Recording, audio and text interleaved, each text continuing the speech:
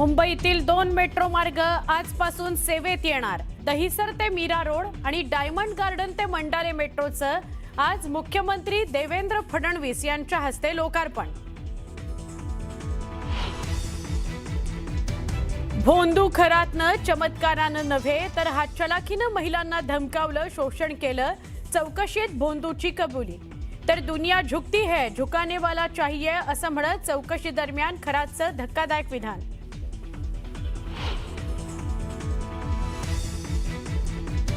भोंदू खरातचे बिल्डरच्या मदतीनं व्हायचे कोट्यवधींचे व्यवहार। एका बिल्डरचा 300 कोटींचा व्यवहार संशयाच्या भोवऱ्यात। नाशिक पुणे यातील 5 जण हवाला रॅकेटमध्ये सहभागी असल्याचा संशय। भोंदू अशोक खरातच्या घर आणि कार्यालयावर छापा। तृप्तबाला बंगल्यातून अनेक आधार कार्ड, पॅन कार्ड जप्त। बनावट बँक खाती उघडण्याकरता कागदपत्रांचा वापर केल्याचा संशय। भोंदू खरातची मुलगी तृप्ताबाला आज एसआयटी चौकशीत समोर होणार। मुलीच्या नावे कोट्यवधींची जमीन खरेदी केल्याची माहिती।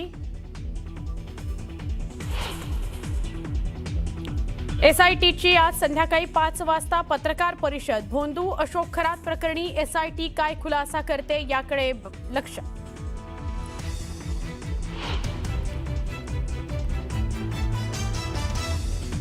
पार्थ पवार कृतघ्न, कुटुंबाच्या पूर्व पुण्याईवर झालेला खासदार। काँग्रेसचा पार्थ पवारांवर हल्लाबोल। काँग्रेसच्या डाऊनफॉल बाबत केलेल्या टीकेवरून काँग्रेसनं सुनावले खडे बोल।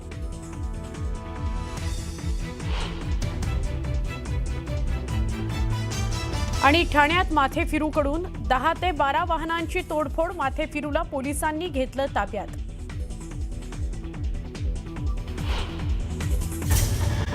महत्त्वाच्या बातमीने सुरुवात करूयात। मेट्रो 9चा दहिसर काशीगाव आणि मेट्रो 2B चा डायमंड गार्डन मंडाळे या 2 टप्प्याचं मुख्यमंत्री देवेंद्र फडणवीस यांच्या हस्ते आज लोकार्पण होणार आहे।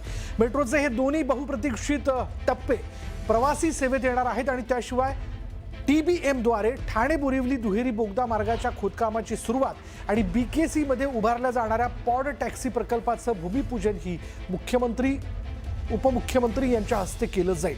मुंबईत सध्या 4 मेट्रो मार्गिका सेवेत आणखी 2 नवीन मेट्रो मार्गिका दाखल होणार आहेत। मेट्रो 2B मार्गिकेतील डायमंड गार्डन ते मंडाली टप्पा 1, मानखुर्द आणि मेट्रो 9 मार्गिकेतील दहिसर ते काशीगाव टप्पा 1 चं लोकार्पण होणार आहे। मुंबई शहर आता अधिक वेगवान मेट्रोमय होणार आहे। सध्या मुंबई मेट्रोचं जाळं 90 किलोमीटरवरून 2016 पर्यंत 120 किलोमीटर टप्पा पार करणार आणि त्यामुळे मुंबईकरांचा प्रवास अधिक सुलभ होणार आहे।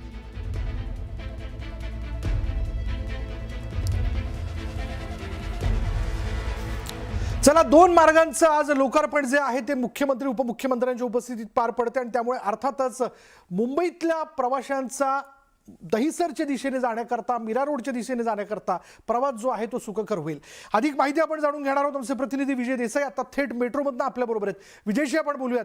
विजय, अखेर आम्ही पण जेव्हा मीरा रोडपर्यंत येण्याचा विचार करतो किंवा अगदी त्या भागापर्यंत येण्याचा विचार करतो तर मधला घोडबंदरचा रस्ता हा ट्रॅफिकचा असतो, त्यामुळे पोहोचणं फार कठीण होतं आणि तसंही सरळ मार्गाने यायचं म्हटलं तरी वेळ लागतो। पण मेट्रोचे 2 मार्ग जे सुरू झालेले आहेत त्याचा कशा पद्धतीने फायदा होणार आहे?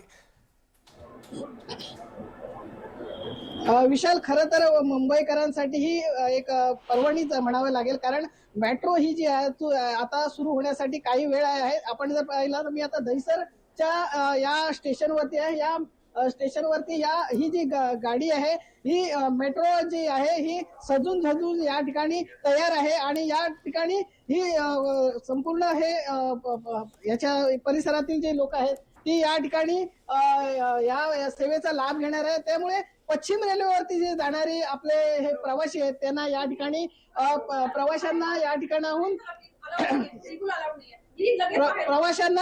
आपण जर पाहिलं तर या ठिकाणी ही सज्ज झाली आहे। मुख्यमंत्र्यांच्या हस्ते या ठिकाणी आता हे सुरू होणार आहे आणि ही मेट्रो जी आहे आता मुख्यमंत्र्यांच्या हस्ते याचं लोकार्पण होणार आहे। त्यामुळे सर्व या प्रवाशांना आता ह्या सुखकर मार्ग असणार आहे। आपण जर पाहिलं तर या दोन्ही साईडला ह्या मेट्रोच्या गाड्या ज्या उभ्या आहेत आणि सज्ज झालेले आहेत आणि प्रतीक्षा आहे ती. कारण खरं तर या ठिकाणचं जर आपण जर ट्रॅफिक वगैरे पाहिलं तर या वाहतूक कोंडीतून आता कुठेतरी थोडीशी मुक्तता होईल असं वाटतंय. परंतु ह्या ज्या ट्रेन ज्या मेट्रो आहेत त्या वेळेवर जर सुटल्या, वेळेवर जर लोकांच्या सोयीप्रमाणे जर सुटल्या तर त्याचा फायदा या ठिकाणी होणार आहे. विशाल. अच्छा, धन्यवाद या सगळ्या माहितीबद्दल विजय. आमचे प्रतिनिधी विजय देसाई थेट मेट्रो स्टेशनवरनं याबद्दलचं अपडेट आपल्यापर्यंत पोहोचवत आहेत. याबद्दल आपण बघूया, थोड्याच वेळात त्याचं लोकार्पण केलं जाईल, तो देखील सोहळा आपण बघणार आहोत. आता एक महत्त्वाची ब्रेकिंग न्यूज आहे. भोंदू अशोक खरात प्रकरणी एका IAS अधिकाऱ्यापाठोपाठ 2 वरिष्ठ पोलीस अधिकारी अडचणीत सापडण्याची शक्यता आहे.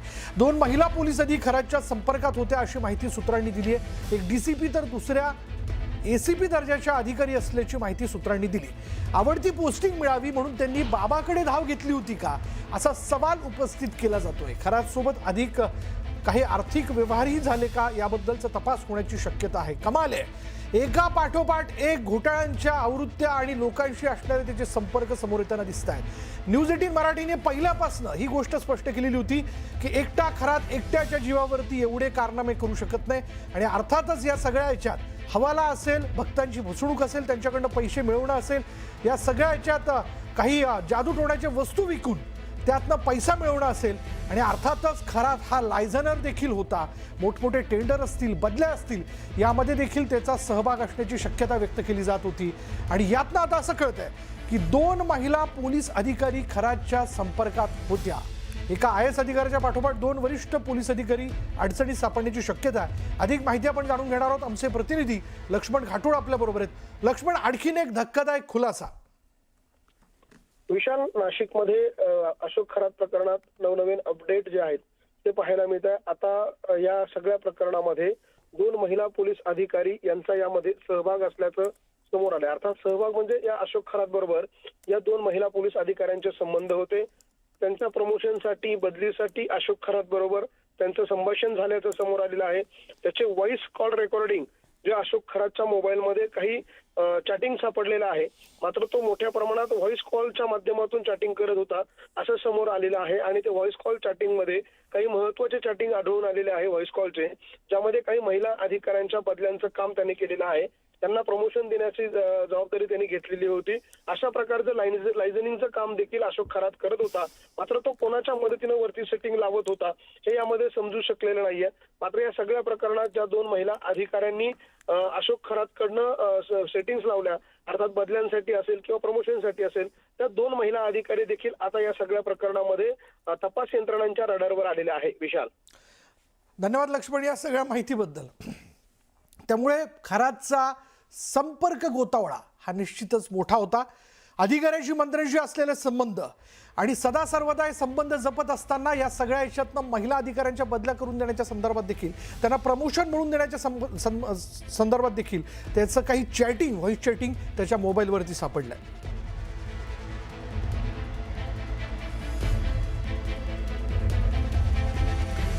भोंदू अशोक खरातच्या घर आणि कार्यालयावर छाप्यात मोठा खुलासा झालेला आहे. तृप्तवाला बंगल्यातून असंख्य आधार कार्ड आणि पॅन कार्ड जप्त करण्यात आली आहेत. बनावट बँक खाती उघडण्यासाठी कागदपत्रांचा वापर केल्याचा संशय प्राथमिक तपासात उघड झालाय. थोडे थिडके नाहीत, 131 बनावट खाती उघडल्याचं समोर आलंय. बाप रे. अहिल्यानगर, नाशिक, पुणे इथे आणखी खात्यांचा संशय व्यक्त केला जातोय. अनेक खात्यांना खरातचाच मोबाईल नंबर लिंक करण्यात आलेला होता. पतसंस्थांमध्ये खात्यात स्वतःला नॉमिनी लावून आर्थिक जाळं या ठिकाणी पसरवलेलं होतं आणि भक्तांकडून आधार पॅनच्या झेरॉक्स घेण्याची त्याची पद्धत होती. पंटरांमार्फत म्हणजे हाताखाली असणारे जे काही सो कॉल्ड भक्त आहेत त्यांची वैयक्तिक माहिती गोळा केली जात होती आणि मिळालेल्या माहितीनुसार टार्गेट करून फसवणूक केल्याचा अंदाज या ठिकाणी व्यक्त केला जातो. लैंगिक शोषण प्रकरणातील पीडितेच्या जबाबातून धक्कादायक माहिती सरकारवाडा पोलीस ठाण्यात मिळालेली आहे आणि ठाण्यात दाखल गुन्ह्यानंतर या प्रकरणाला नवीन वळण 131 बनावट खाती म्हणजे भक्तांच्या नावे उघडण्यात आलेली ही खाती आणि याला खरातने स्वतःचाच मोबाईल नंबर लिंक केलेला होता.